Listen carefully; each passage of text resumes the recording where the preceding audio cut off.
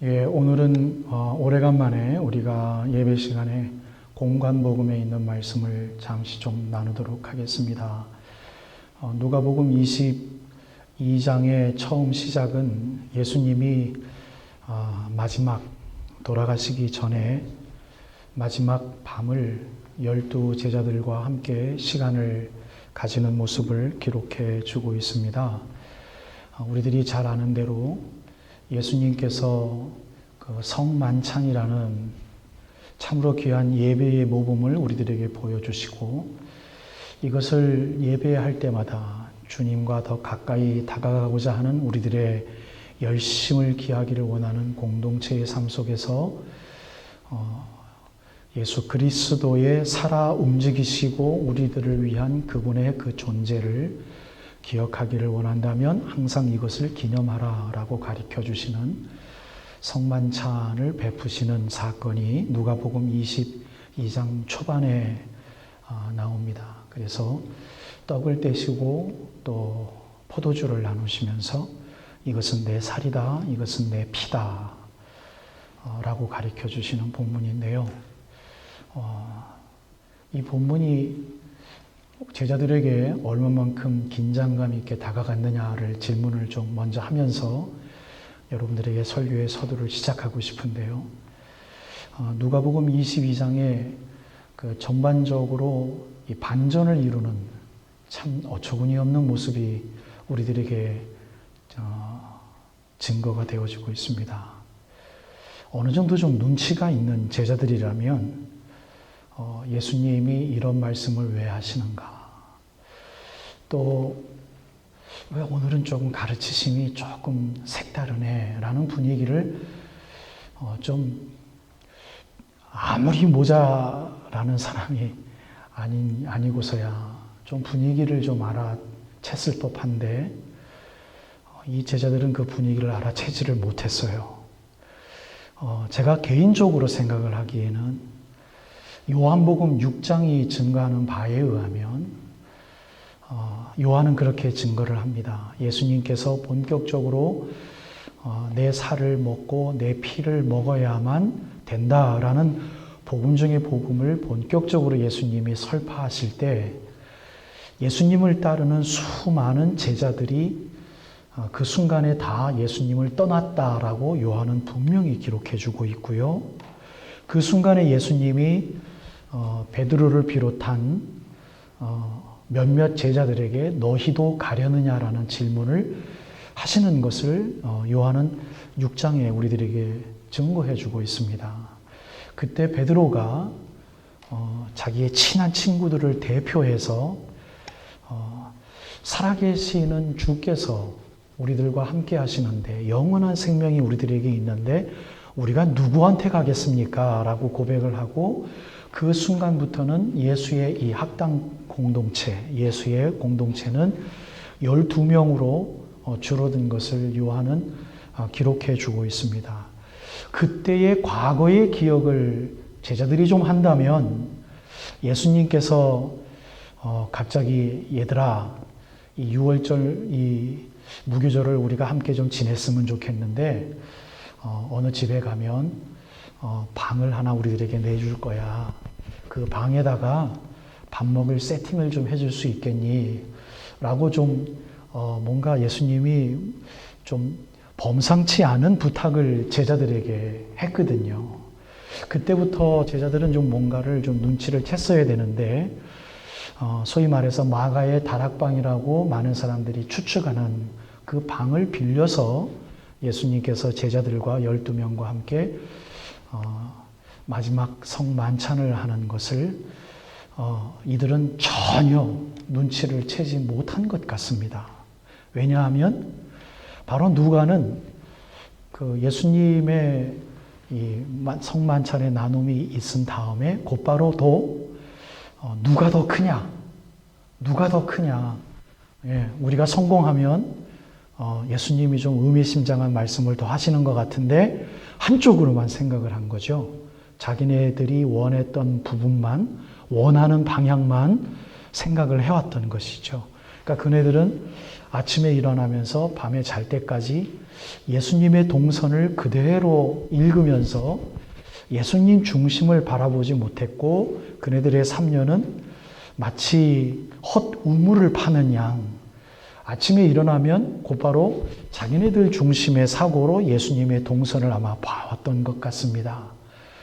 그래서 비로소 성령 하나님께서 임재하셨을 때 기억이 나게 하심으로 그때 예수님이 이랬구나라고 나중에 가서 깨달아 알았지만 이때만 하더라도 드디어 예수님이 뭔가 일을 벌이실 건가 보다라는 생각으로 예수님의 설교가 끝나자마자 밥을 먹는 순간이 끝나자마자 베드로와 요한의 아마 설전이 시작되면서 이건 저의 추측입니다만 베드로파와 요한파가 또 나누어져서 또는 제3파가 누가 더 크냐라고 알규를 했다라고 누가는 정확하게 우리들에게 이야기하고 있습니다. 그랬을 때 예수님이 꾸중하지 않으시고요. 그 대화 속에 들어오셔서 예수님께서 이렇게 질문을 던지십니다. 얘들아, 세상에서는 누가 더 큰 자고 누가 왕이고 또 식당에 가서 먹는 사람과 섬기는 사람이 있다면 누가 더 세상에서 나은 사람이고 정말 되고 싶은 사람이냐라고 질문을 하지요. 예수님의 그 질문 안에는 예수님도 인정하는 이 세상의 상식이 있는 거지요. 제자들은 아마도 100% 전부 다 예수님의 질문의 정답을 마음속으로 아마 내렸을 것입니다. 그런데 예수님은 그때 또다시 반전을 일으키시며 세상은 그렇지만 우리는 그렇지 말아야 된다라고 이야기를 하죠. 여러분, 여기서 우리가 좀 잠시 스탑해서 깊이 있게 우리들의 자아를 성찰할 필요가 있습니다. 세상은 그렇지만 우리는 그러지 말아야 된다라고 누구의 입으로 지금 이야기합니까? 성경 말씀은 뭐라고 증거합니까? 예수님이 말씀하십니다. 그리고 예수님은 우리라는 표현, 이 참 듣기만 해도 좋은 표현이에요, 사실은. 상당히 우리들이 민감해야 될 단어들 중에 하나가 예수님이 많이 사용하시는 우리, 너와 나라는 표현입니다, 사실은. 여러분, 누군가가 권력이 있고 우리들에게 우리들이 약할 때마다 도와주고 하는 우리들이 눈에 보이는 뭔가 믿는 세력이 있다면 우리는 정말 떵떵거리고 살지 않겠습니까? 그것이 물질이든 권세든 또 그것이 우리들에게 순간순간 도움을 주는 세상적인 어떠한 그 도움이든 간에 그것이 눈에 보이게 우리들이 사는 곳에 만약에 있다면 우리는 별 두려움이 없이 살 수 있어요. 여러분들 어카운트에 단돈 1,000불, 500불이 있는 거 하고 여러분들 체킹 어카운트나 세이빙스 어카운트에 10만 불 이상이 있을 때 하고 우리들의 마음은 다릅니다. 우리들의 피부가 틀려져요. 별로 우리들에게 뭔가 가진 것이 많이 있을 때는 무엇을 사야 되겠다, 이 돈을 어떻게 쓸까라는 아이디어가 있고 조금 물질로 해결해야 될 만한 어려움이 조금 우리들에게 있을 때 우리는 뚫고 나갈 수 있는 방법이 플랜이 있을 수 있습니다. 왜냐하면 내 어카운트에 있기 때문입니다. 내가 뭔가 법의 도움을 필요로 할 때 여러분, 우리 대부분의 사람들은 항상 뭔가 슈링크 될 수밖에 없어요. 왜? 우리들은 변호사를 살 돈도 그렇게 많이 있지 않고 얼마를 들어야 되는지 아이디어도 없고 그렇지 않습니까? 법무적인 그러한 지식도 우리들에겐 별로 없어요. 그래서 답답해요. 단 교통사고 하나 난다 하더라도 모든 것이 짜증이 나죠. 왜? 또 변호사 사야지, 보험 어떻게 해야지. 그런데 우리들에게 바로 옆에 정말 늘 도와주는 나를 친근하게 도와주는 그러한 보험회사가 있고 교통사고가 있을 때마다 나를 도와주는 개인적인 친구 되는 변호사가 있다 칩시다. 이 차를 또 어떻게 처리하지? 라는 짜증만 날 뿐이지 사실 우리들에겐 그렇게 고민이 별로 없을 겁니다. 그런데 그러한 도움을 주는 사람들하고 우리가 식사를 하면서 우리들의 모든 것을 대변해주고 우리들의 도움을 줄 수 있는 그 사람이 많은 사람들과 함께 식사할 때 나를 포함해서 우리라는 표현을 했을 때 여러분 우리가 기분이 얼마나 secure합니까? 얼마나 안전이 돼요. 얼마나 기분이 좋아요. 그 사람이 너와 나, 우리라고 표현할 때 기분이 너무 좋은 표현이에요. 예수님은 그 표현을 사실은 제자들에게 많이 썼어요. 우리 하나님 나라, 내가 부른 너희들, 너와 나, 너는 나와 함께 깨어 있어 기도할지니라. 나와 함께 깨어 있어 여기서 나를 위해서 기도해 주라. 사실은 굉장히 행복한 표현이죠. 그 표현, 너희들은 누구냐면 내가 이 세상에서 당하는 시험이 있을 때마다 나와 함께 했던 자들이다. 오늘 성경 본문의 몇 절에 있는 말씀입니까? 28절에 너희는 나의 모든 시험 중에 항상 나와 함께한 자들이다. 오늘 이 말씀을 제가 그대로 따서 사실은 설교 제목을 우리는 예수의 사람들입니다 라고 지었습니다. 너희들은 내가 이 예수님은 시험이라는 표현을 했지만 그냥 우리들의 피부에 와닿게 표현을 바꾼다면 내가 사는 동안이에요. 예수님이 하나님의 아들 내가 사람으로서 이 세상에 사는 동안 나와 함께한 자들이다. 그러니 세상은 그렇지만 우리는 좀 달라야 된다라고 이야기를 하시는 거죠. 우리는 좀 달라야 된다. 그래 놓고 섬기는 자는 1등이 돼야 되고 큰 사람이 돼야 되려면 작아야 되고 또한 섬겨야 된다라고 다른 모습에 대하여서도 구체적으로 예수님께서 12제자들에게 가르쳐주고 계십니다. 여러분 이것이 지금 우리라고 말씀하시는 예수님께서 지금 이 순간 살아계셔서 여전히 12제자들을 우리라고 표현하시듯 아마 우리를 위하여 지금도 중보하시는 예수님, 우리라는 표현, 우리, 지금도 예수님께서 말씀을 통하여 우리들에게 말씀하시고 계시는 말씀이기를 축복합니다.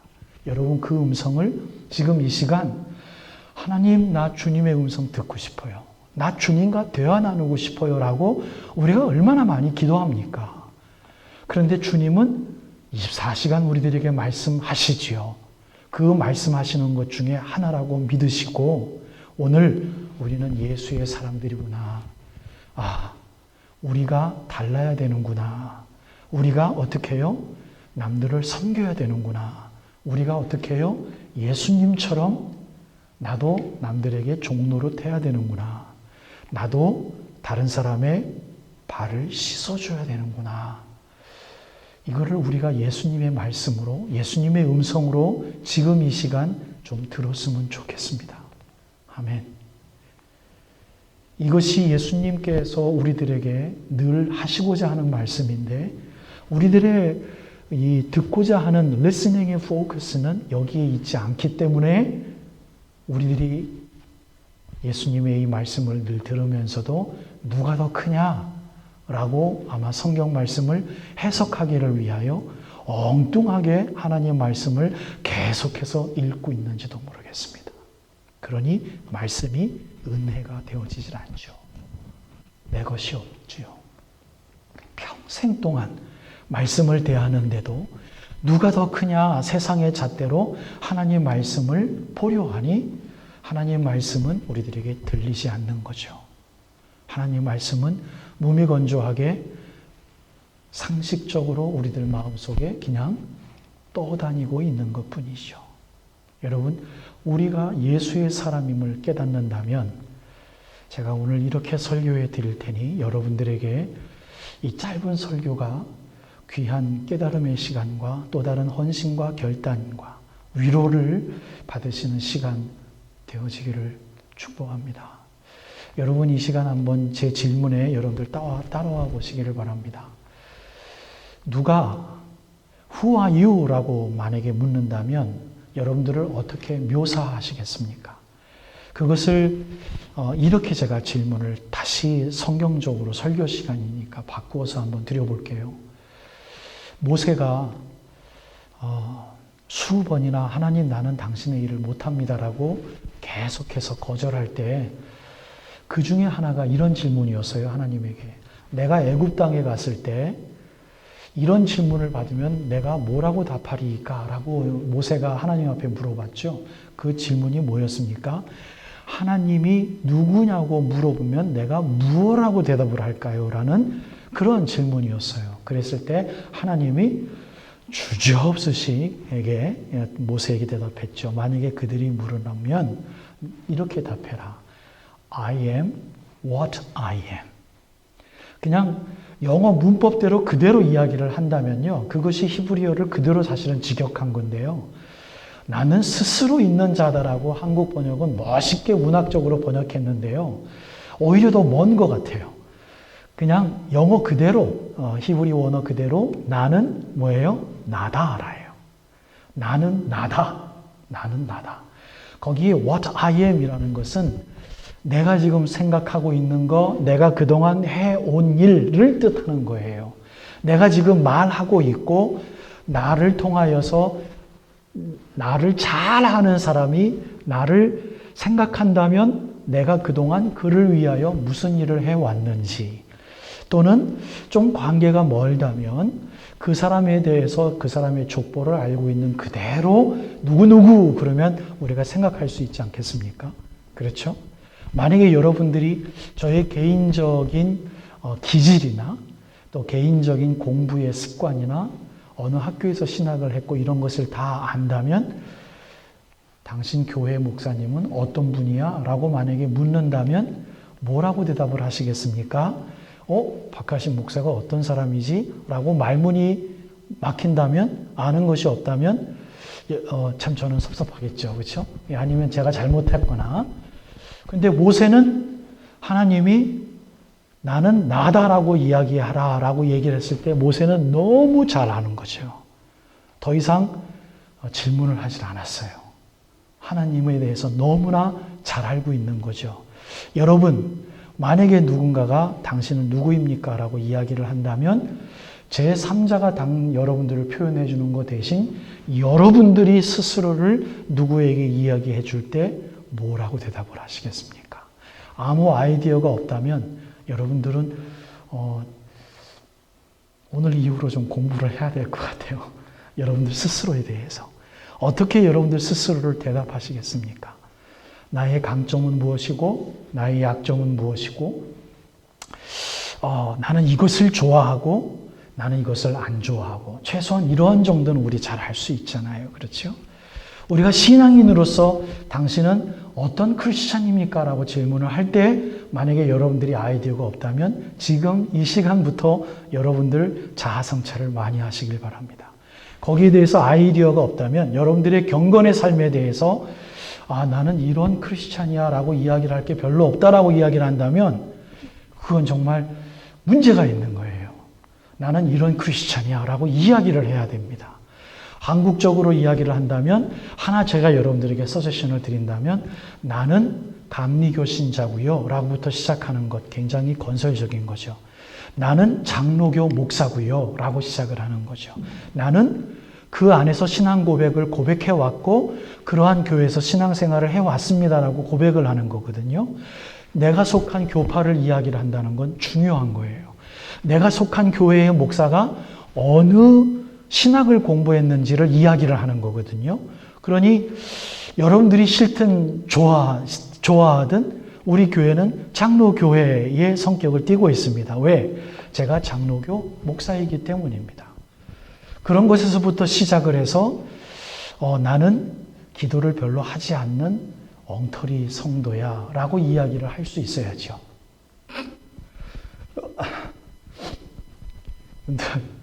굉장히 진한 농담을 했는데 별로 웃으시지도 않네요.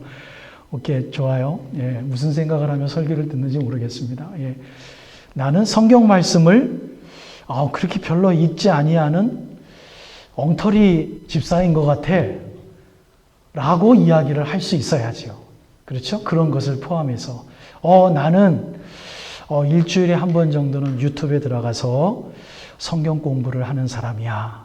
요즘 이때에 우리 만나지 못하잖아요. 그러니 최선을 다하는 삶 속에서 뭔가 그 온라인을 통해서 내가 성경 공부를 하고 있거나 하고 있다라면 이거는 훌륭한 성도이지요. 자기를 표현하는 거잖아요. This is what I am 이라고 이야기를 하는 거죠. 예, 여러분들은 누구입니까? 라는 질문에 뭐라고 표현하시겠습니까? 예수님은 이렇게 답해 주기를 원하는 거죠. 나는 예수의 사람이고 나는 예수를 본받는 사람이야. 더 급진적으로 얘기를 한다면 나는 예수처럼 살기를 원하는 사람이야. 그동안 내가 많이 부족해 왔지만 내 고백은 그거야. 그래서 나는 늘 하나님 앞에 죄송해 라고 표현을 한다면 아마 그것이 제가 여러분들에게 표현하고 싶은 저의 올바른 신앙 고백일 것입니다. 여러분들은 뭐라고 표현하시겠습니까? 뭘 예수님과의 관계 속에서 부족한 면이 있으면 부족한 대로 노력하는 것이 있다면 노력하는 단어를 고를 수 있지 않습니까? 그러나 고를 단어가 없고 아이디어가 없다면 여러분들 지금 이 시간부터 여러분들 생각하셔야 돼요. 예수님은 우리를 우리라고 부르시고 너와 나, 내가 사는 동안 나와 함께 있었던 사람이야. 내가 부른 이후로 너희들은 나와 함께하는 사람들이야. 예수님이 그렇게 부르세요.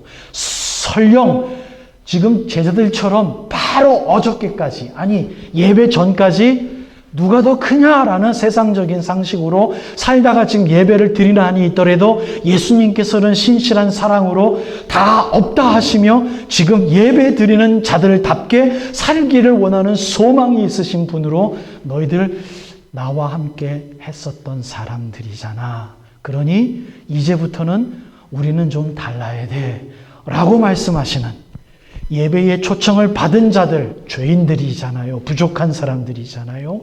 회개하는 사람들이잖아요. 그 모든 사람들을 마치 누가복음 22장 연장에 우리가 들어간다면 주님은 우리를 품어주시며 괜찮아. 내가 이 세상 사는 동안 내가 너희들에게 줬던 그래도 말씀 안에서 함께 신앙생활했던 우리들 아니냐. 우리들이잖아요. 그러니까 이 시간 이후로는 우리들은 좀 달라야 되지 않겠니? 라고 말씀하시는 예수님의 말씀을 듣는 이 시간. 설교 제목을 뭐라고요? 우리는 예수의 사람들입니다. 라는 이 설교를 여러분들이 주님의 음성처럼 들었으면 좋겠습니다라는 부탁을 드리며 오늘 이 설교를 여러분들에게 진행하고 있는 겁니다. 사랑하는 그리고 존경하고 정말 좋아하는 우리 생명샘 장로교회 성도 여러분, 주님의 이름으로 말씀을 통하여 말씀의 일꾼들이 되어지시고 말씀을 통하여 하나님의 나라를 연습하는 이 세상의 한날 한날을 고난의 승리로 이루어드리는 놀라운 승리의 삶을 살아드리기를 주님의 이름으로 축복하며 오늘 이 말씀의 결론으로 여러분을 초청하고 싶습니다. 이 말씀을 제가 누가복음 22장을 계속 한 주 동안 묵상하고 기도하고 또 읽고 하다가요. 이 말의 뜻이 예수님의 이 마음속에는 깊이 있게 어떤 심정일까? 이게 생각이 되어지면서 저의 눈에 들어온 오늘 결론을 이렇게 맺어야 되겠다라고 제 뇌리를 친 말씀은 오늘 본문 22장 중에 바로 39절에 있는 말씀이었습니다. 제가 읽어드릴게요. 예수께서 나가사 습관을 쫓아 감난산에 가심에 제자들도 쫓았더라. 바로 이 말씀입니다. 예수께서 나가사 습관을 쫓아 감난산에 가심에 예수님에게는 무엇이 있었습니까? 습관이 있었어요. 그 짧은 인생 동안 어렸을 때 부모를 따라서 누가복음 2장에 의하면 성전에 가던 게 예수님의 습관이었어요. 교회에 가는 게 예수님의 습관이었어요. 그냥 쉽게 얘기하면. 우리처럼 이야기를 하면. 예수님이 나중에 가서 또 말씀하시지만 누가복음 4장 16절에 의하면 예수님에게는 또 하나의 습관이 있었던 것을 우리들이 알 수 있는데요. 예수님께서는 성전에 올라가셔서 회당에 들어가심으로 들어가셔서 무슨 습관이 있었냐면 쓰셔서 성경 말씀을 읽으셨습니다. 여러분, 우리들에게 놀라운 깨달음이 되어지길 바라요. 예수님의 기도의 습관은 성경 말씀 여기저기에 흩어져 있기 때문에 그래도 우리가 상식으로 알고 있었을 텐데요. 누가복음 4장 16절에는 예수님께서 회당에 들어가셔서 자기가 늘 하시던 대로 회당에 들어가셔서 성경 말씀을 펴서 읽으시는 거였어요. 그러니까 예수님은 기도하는 습관에 비례해서 예수님이 성경 말씀을 읽으셨어요. 그리고 또 하나의 습관은요, 물론 이것은 예수님의 중요한 사역 중에 하나였기 때문에 너무나 당연한 것이지만 예수님은 가르치시는 것도 습관대로 가르치셨다라고 마가복음은 우리들에게 증거합니다. 결론을 맺습니다. 예수님이 그 습관이 필요하셨던 인간이었습니까? 기도를 하셔야 될 습관이 필요한 분이셨습니까? 심지어 말씀 되시는 그분이 회당에 굳이 올라가서 말씀을 읽으셔야 되는 습관이 필요한 분이셨습니까? 예수님께서 가리키시는 것을 습관처럼 하시지 않으면 자기도 게으름 필까봐 가르치시는 것을 습관처럼 자기가 자아성찰을 하실 필요가 있으셨던 분입니까? 아니에요. 아무것도 필요가 없는 분이었어요. 그러나 그분의 삶은 우리들에게 어떻게 해요? 모범을 보여주시기 위해서 하신 것뿐입니다. 그래서 그분의 고난과 그분의 시험 중에 함께 있었던 제자들의 칭찬과 위로를 받았던 말씀을 지금의 우리 것으로 우리가 다시 환산해서 나의 것으로 적용하기를 원한다면 여러분, 예수님께서 하셨던 습관은 지금 우리들의 습관으로 와 있어야만 합니다. 신앙생활을 벌써 10년, 20년이 넘게 했던 우리들이 지금 예배드리고 있다면 예수님이 하셨던 습관이 동일하게 우리들에게 있어야만 합니다. 만약에 없다면 여러분, 우리는 정말 많이 회개해야 돼요. 정말 많이 생각해 봐야 돼요. 내가 과연 예수의 사람인가? 내가 과연 예수님께서 제자들에게 주셨던 내가 너희들을 축복해서 마지막 하늘나라에 불러줌으로 12지파의 이름으로 축복해 줌으로 너희들 다스리는 권한을 줄 거야. 그러니 힘내라고 하셨던 그 복된 메시지를 과연 받을 자격이 있는지. 여러분, 예수님께서 이 놀라운 파워풀한 다스림에 대한 권세를 12제자들에게 이임했던 것처럼 우리들에게도 주심을, 우리들에게 암이 주셨음을 우리 잊지 마십시다. 그래서 우리는 슬픈 일이 있고 힘든 일이 있어도 여전히 우리는 예수의 권세가 어떻게 해요? 살아있으므로 그것을 잘 다스려야 돼요. 그래서 뚫고 나와야 돼요.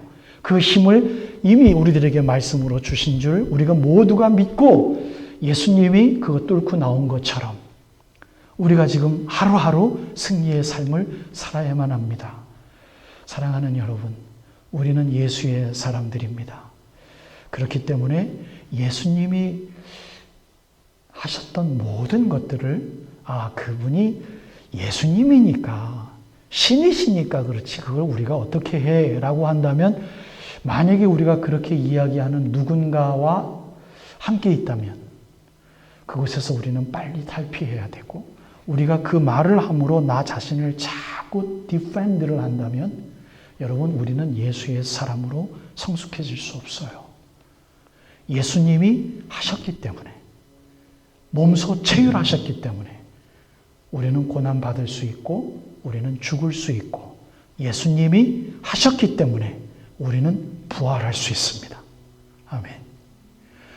우리가 지지난주인가요? 제가 분명히 말씀드렸다시피 부활은 예수님을 위해서 하나님이 예비하신 것이 아니라 우리를 위하여 미리 예비하신 부활을 예수님께서 모범을 보이신 거예요.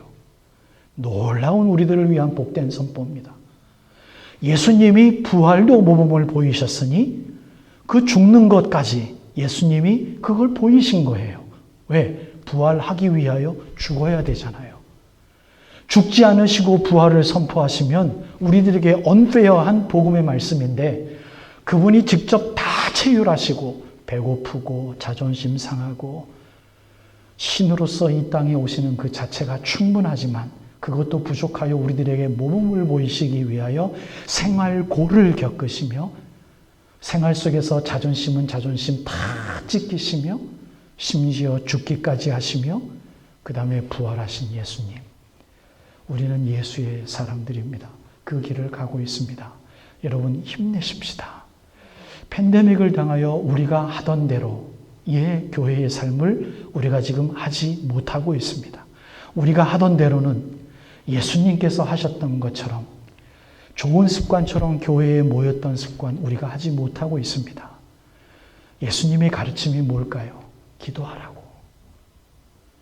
조금 더 자아 성찰하라고. 우리는 달라야 된다고. 팬데믹 때문에 걱정거리를 세상 사람들이 하는 걱정거리로 끝난다면 우리 이 시간 예수님께서 하시는 음성을 들으십시다. 얘들아, 우리와 함께 했잖아. 우리는 좀 달라야 되지 않겠니? 세상 사람들이 하지 아니하는 팬데믹에 대한 성찰, 우리들에게 있어야 되지 않겠습니까? 우리가 평소에 하던 대로 기도에 모이지 못하고 그나마 적은 숫자였지만 우리가 서로 면전에 두고 서로 침을 토하며 기도하지 못하는 우리들이 하던 습관대로의 모임 하지 못하고 있어요. 더 아파하시는 건 주님이시겠죠.